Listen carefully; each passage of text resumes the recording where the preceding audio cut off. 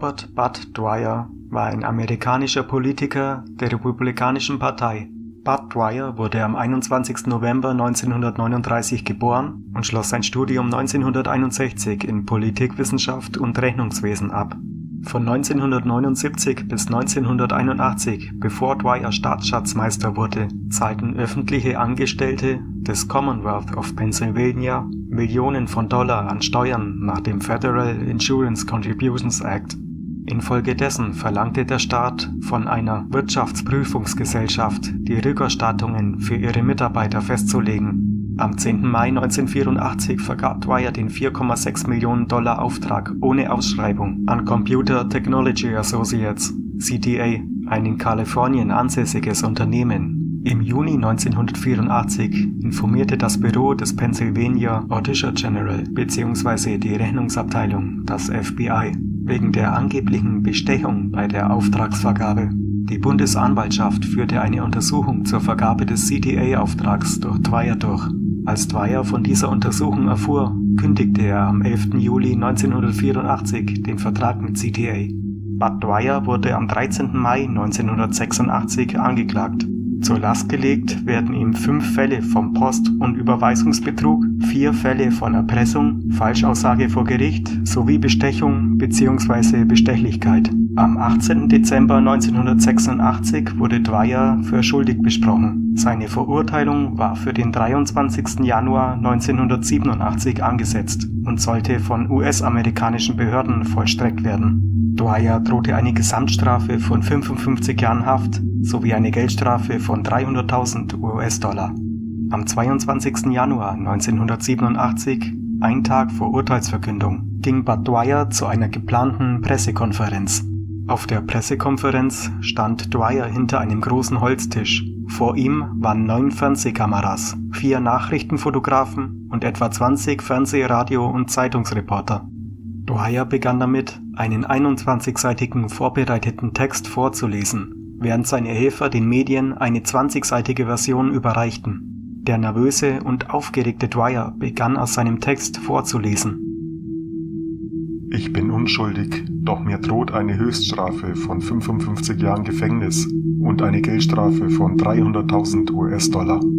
Richter Moore hat der Presse bereits gesagt, dass er sich gestärkt fühlte, als wir für schuldig befunden wurden, und dass er plant, mich als Abschreckung gegenüber anderen Amtsträgern einzusperren. Aber es wäre kein Abschreckungsmittel, denn jeder Beamte, der mich kennt, weiß, dass ich unschuldig bin. Es wäre keine legitime Strafe, weil ich nichts falsch gemacht habe. Da ich Opfer politischer Verfolgung bin, wäre mein Gefängnis einfach ein amerikanischer Gulag.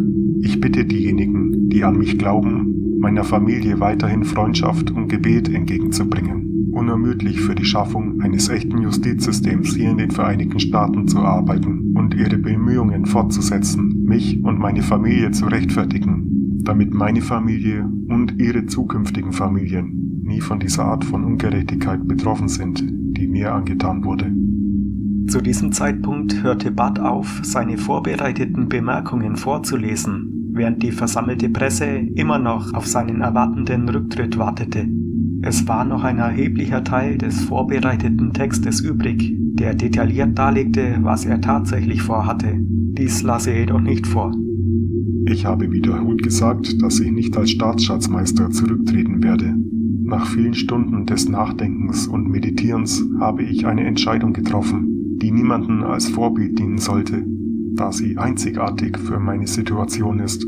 Letzten Mai habe ich Ihnen gesagt, dass ich Ihnen nach dem Prozess die Geschichte des Jahrzehnts erzählen werde. Für diejenigen unter Ihnen, die oberflächlich sind, werden die Ereignisse von heute, morgen diese Geschichte sein.